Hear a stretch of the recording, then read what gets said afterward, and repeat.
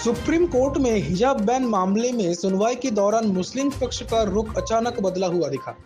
मुस्लिम पक्ष की ओर से ये कहा गया कि कोर्ट अरबी में पर्याप्त कुशल नहीं है, इसके लिए कुरान की व्याख्या करने में सक्षम नहीं है। तर्क दिया गया है कि कुरान की व्याख्या करके इस्लाम के लिए हिजाब की अनिवार्यता का निर्धारण करने के बजाय अदालत को हिजाब को एक व्यक्तिगत महिला के अधिकार के रूप में देखना चाहिए। महिला अपनी गोपनीयता, गरिमा और पहचान की रक्षा के लिए इसे चुन सके। सोमवार सुप्रीम कोर्ट में सुनवाई के दौरान कहा गया कि कोर्ट के पास कोई विशेषज्ञता नहीं है, इसलिए उन्होंने कुरान की व्याख्या में नहीं जाना चाहिए।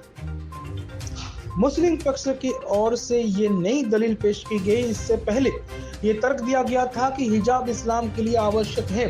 याचिकाकर्ता ने तर्क दिया था कि इस्लाम के पास 5 मूल सिद्धांतों नमाज, हज, रोजा, ज़कात और ईमान का पालन अनिवार्य नहीं है।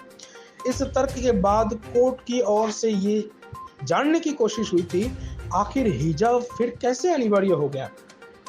जस्टिस हेमंत गुप्ता और जस्टिस सुधांशु धूलिया के बेंच ने फातिमा बुशरा के नाम की याचिकाकर्ताओं के वकील मोहम्मद निजामुद्दीन पाशा से ये सवाल किया था।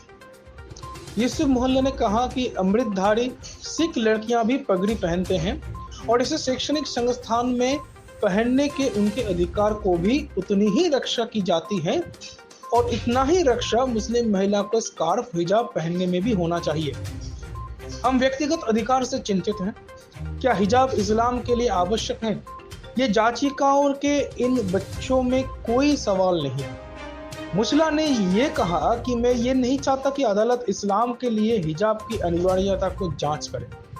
ब्यूरो रिपोर्ट, कैलकालिंग नेशनल, न्यू दिल्ली।